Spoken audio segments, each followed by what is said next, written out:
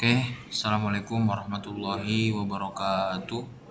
Perkenalkan, nama saya Muhammad Nur Alfian dengan NIM 2409116105 dari kelas Sistem Informasi C 2024. Di sini saya akan menjelaskan hasil dari UTS dengan mata kuliah Matematika Diskrit. Langsung saja, yang pertama soalnya itu implementasikan operasi dasar pada himpunan, gabungan irisan, komplement, selisih, dan beda setangkup. Lanjut. Oke, yang pertama di sini kita print nama yaitu program, dan kedua import pustaka yang diperlukan. Pustaka ini digunakan untuk membuat grafik dan visualisasi data. Kedua itu adalah input pengguna mendefinisikan himpunan A dan B. Nah, di sini A set masukkan elemen-elemen himpunan, pisahkan dengan spasi. Yang kedua B masukkan elemen-elemen himpunan B, juga pisahkan dengan spasi. Masukkan elemen-elemen dari dua himpunan A dan B, mengambil input dari pengguna dalam bentuk string. Selanjutnya operasi pada himpunan. Lihat A atau B, A dan B. A sama dengan A tidak B, B sama dengan B tidak dengan A, dan A dan B. Sini menghitung gabungan dari dua himpunan menggunakan operator. Irisan dari dua himpunan menggunakan operator dan intersection. Komplemen A menghitung komplemen himpunan A terhadap B menggunakan operator difference, yaitu elemen yang ada di A tetapi tidak ada di B. Nah, komplemen B menghitung komplemen pada himpunan B terhadap A. Ini beda setangkup, menghitung beda setangkup dari dua himpunan menggunakan operator. Selanjutnya output hasil operasi. Output hasil operasi himpunan A dan B, irisan A dan B, komplemen A terhadap B, komplemen B terhadap A,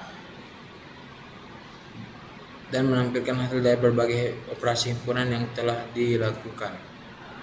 Selanjutnya adalah membuat diagram Venn. Sini kita lihat ada himpunan A dan B. Mengatur ukuran gambar diagram Venn, membuat diagram Venn untuk dua himpunan dengan label yang sesuai. Selanjutnya memberi keterangan pada diagram Venn.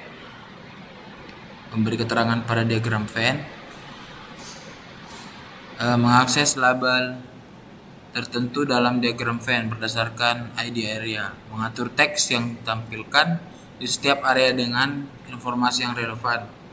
Selanjutnya judul menampilkan diagram. Menampilkan diagram Venn yang telah dibuat ringkasan.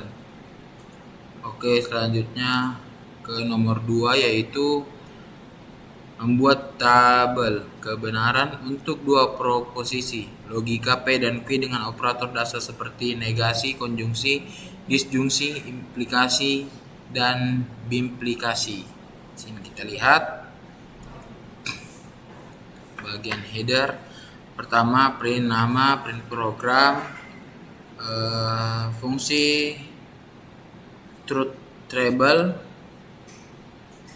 bertanggung jawab untuk menghasilkan dan mencetak tabel kebenaran. Nah, sini ada header, header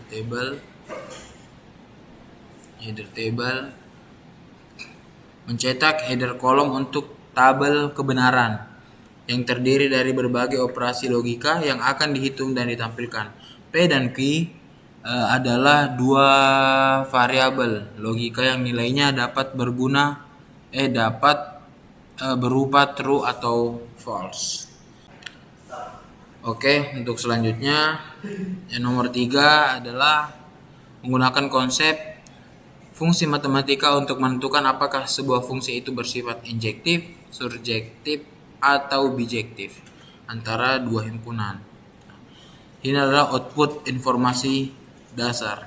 Pertama print nama, print program. Ini sudah jelas tadi di atas, yaitu fungsi injektif, surjektif, bijektif. Nah, sini kita print. Selanjutnya fungsi untuk memeriksa injektif.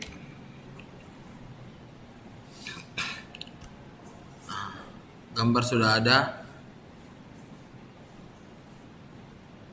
Fungsi injektif digunakan untuk memeriksa apakah fungsi bersifat injektif satu ke satu. Pada fungsi injektif, setiap elemen dari domain dipetakan ke elemen yang unik di kodomain. Jika ada dua elemen domain yang memiliki gambar image yang sama di kodomain, fungsi tidak injektif.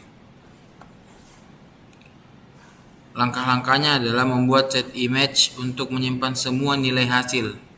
Memberikan setiap elemen di domain. Jika gambar dan elemen sudah ada di set image, fungsi tidak injektif. Jika semua gambar unik, fungsi dikatakan injektif. 3 itu fungsi untuk memeriksa surjektif. Fungsi ini digunakan untuk memeriksa apakah fungsi bersifat surjektif untuk suatu fungsi bersifat surjektif jika setiap elemen di kodomain memiliki setidaknya satu elemen di domain yang dipetakan padanya.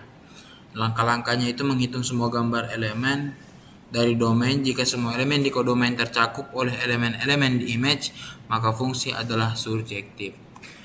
Yang selanjutnya adalah fungsi untuk memeriksa bijektif. Sini fungsi digunakan untuk memeriksa apakah fungsi bersifat bijektif. Suatu fungsi dikatakan bijektif itu jika fungsi tersebut sekaligus injektif dan surjektif. Sini mengambil input domain, kodomain, dan fungsi dari pengguna. Selanjutnya mendefinisikan fungsi dari input pengguna, evaluasi fungsi yang dimasukkan pengguna, menampilkan domain, kodomain, dan definisi fungsi, memeriksa dan menampilkan hasil injektif dan bijektif, menampilkan hasil akhir. Nah, sini print hasil dari pemeriksaan injektif, surjektif, dan bijektif ditampilkan jika fungsi memenuhi sifat-sifat tertentu. Hasilnya akan dicetak seperti yang ada di sini. Mungkin cukup sekian yang dapat saya sampaikan. Saya mohon maaf bila ada kekurangan. Mungkin cukup sekian dari saya. Wassalamualaikum warahmatullahi wabarakatuh.